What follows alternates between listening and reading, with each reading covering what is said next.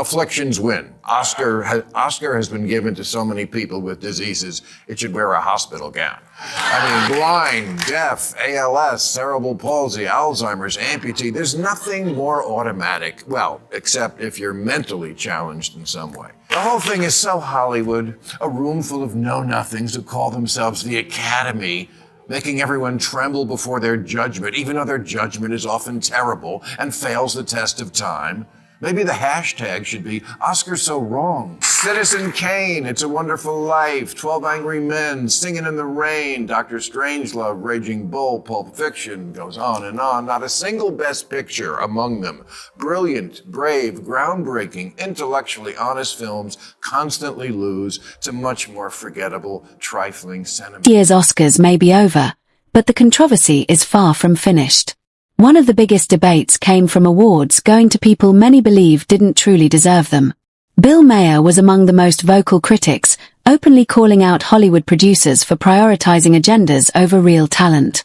His response was sharp, direct, and unapologetic. So make sure to subscribe, and let's get into it. Casting directors have to stop listening to the casting police and go back to doing their job, which is picking the best actor for the role. Now, I mention this because a lot of people lately are either apologizing for or calling on others to apologize for playing roles they call appropriation. James Franco was just chosen to play Fidel Castro, and John Leguizamo posted, "No more appropriation. Boycott. It's f***ed up. I don't got a prop with Franco, but he ain't Latino." Okay, but John Leguizamo is Colombian American. He ain't a Venetian, but he played one.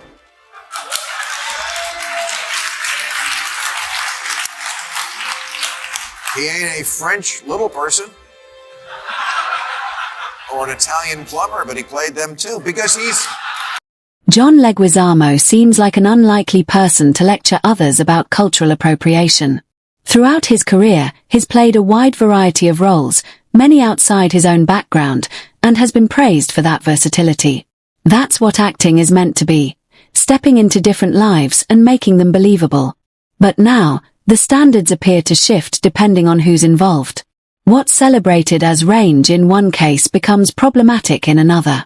This inconsistency is what frustrates audiences, making it feel less about principle and more about convenience. How do you think people become actors? Because they want to spend their life not being who they are.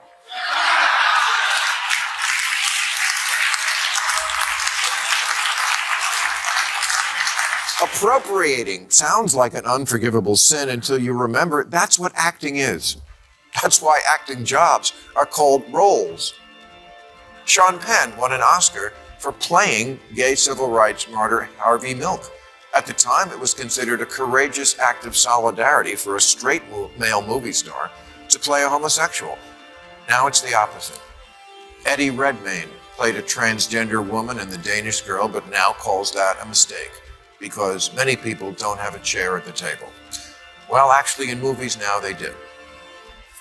And what does it have to do with you playing trans? Does it then work the other way? Can trans... Bill Maher argues that acting itself is a form of appropriation, taking on lives and experiences that aren't your own and making them real. That's the essence of the craft. Historically, great performances have come from actors portraying roles far removed from their personal identities. However, there's now increasing pressure on actors to apologize for doing exactly that. From Eddie Redmayne to Scarlett Johansson and Hank Azaria, many have faced backlash. This reflects a cultural shift where performance is often judged as offensive rather than artistic expression. Isn't the best acting always about making us feel our common humanity beyond separate identities? A black George Washington in Hamilton, of course. But Ryan Gosling as Frederick Douglass? Yes, that would be problematic.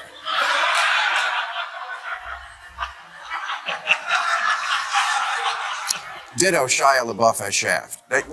Maher also highlights what many see as a double standard in casting. When minority actors take on traditionally white roles, it's often praised as progress. But when the situation is reversed, criticism can be intense. If the principle is that identity must match the role, then it should apply equally across all cases. Otherwise, it appears selective, where rules change depending on who benefits rather than remaining consistent. The whole thing is so Hollywood, a room full of know-nothings who call themselves the Academy, making everyone tremble before their judgment, even though their judgment is often terrible and fails the test of time. Maybe the hashtag should be Oscar So Wrong.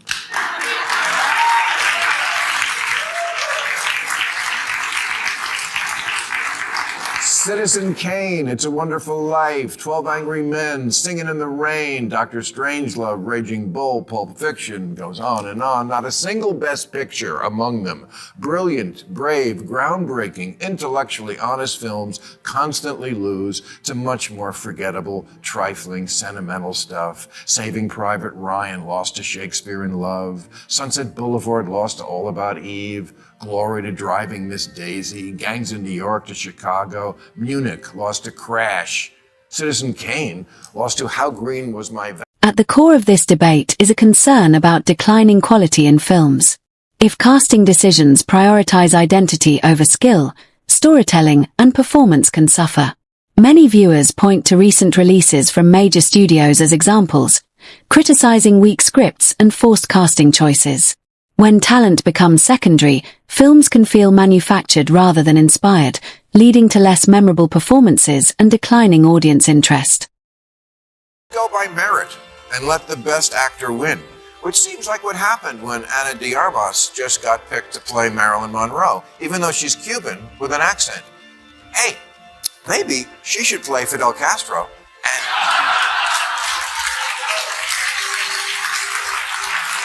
And James Franco can play Marilyn Monroe, and then we can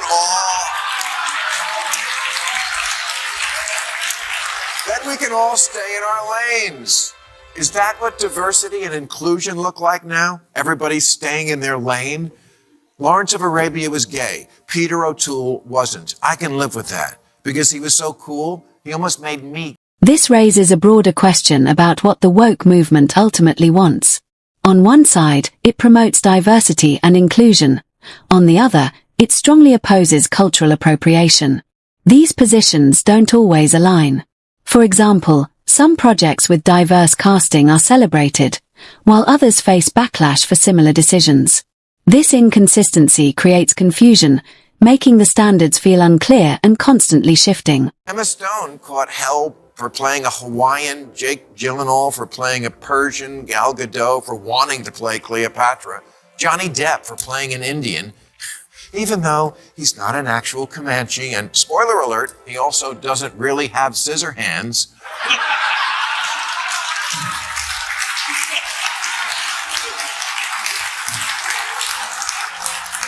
And he's not actually a drunken pirate. Okay, bad example.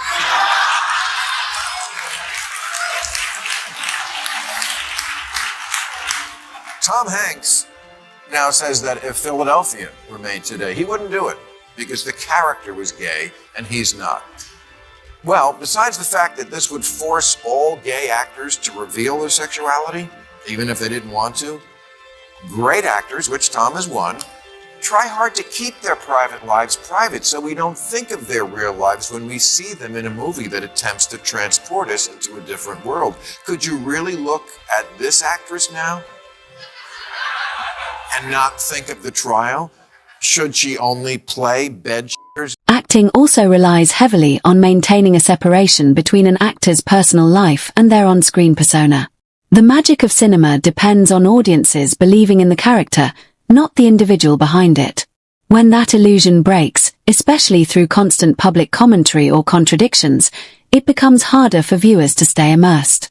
The performance starts to feel less authentic, and the storytelling loses its impact. What's Daniel Day-Lewis really like? I haven't a clue, which is why he's so great. Because when he plays Lincoln, I only see Lincoln. I don't think, well, there's a British heterosexual. But Hanks says, I don't think people would accept the inauthenticity of a straight guy playing a gay guy because, quote, we're beyond that now. Don't get him started on bosom buddies. Ultimately, acting is about transformation, imagination, and range. Actors should be able to take on roles beyond their own identity. That's the foundation of the craft. while they always have the choice to accept or reject roles. Limiting casting strictly based on identity risks narrowing storytelling.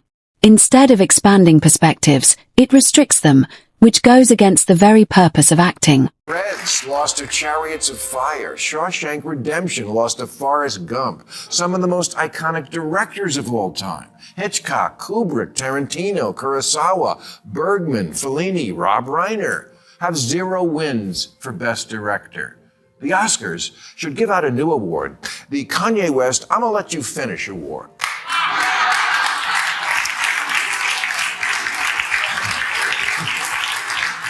Yeah, just put Kanye in the audience every year to jump up and say, I'm gonna let you finish, but Shawshank is one of the greatest movies of all time. Many critics believe Hollywood's focus on political messaging is affecting the industry's quality. Instead of prioritizing strong storytelling and standout performances, studios may be chasing trends and narratives. This has led to situations where award outcomes feel disconnected from audience expectations, weakening trust in institutions like the Oscars. Viewers want compelling, memorable films, not decisions that seem politically driven. They're constantly giving out the makeup for a snub Oscar when an actor gets one because the Academy stepped on its the first 10 times the guy should have won. Al Pacino in The Godfather, Godfather 2, Serpico, Scarface, Dog Day Afternoon, I could go on. Crickets. Then he plays a blind guy who screams, hoo-ha, and welcome to the winner's circle.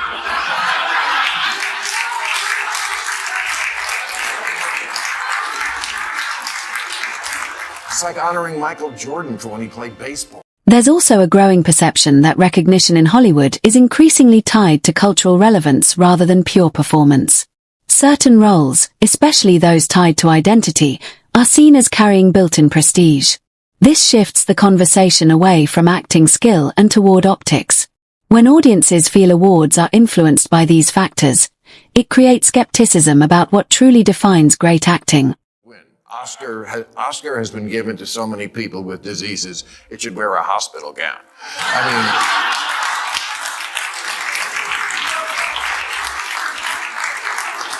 Blind, deaf, ALS, cerebral palsy, Alzheimer's, amputee, there's nothing more automatic. Well, except if you're mentally challenged in some way.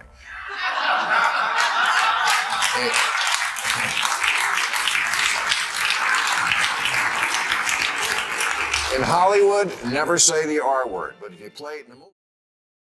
In the end, many believe Hollywood's attempt to satisfy cultural pressures is changing the essence of filmmaking. Talent and storytelling risk being overshadowed by message-driven decisions. If this trend continues, the industry could lose the creativity and excellence that once defined it. Acting should remain about transformation, range, and powerful storytelling, not checklist-driven casting. Thanks for watching. Don't forget to like, subscribe, and stay tuned for more.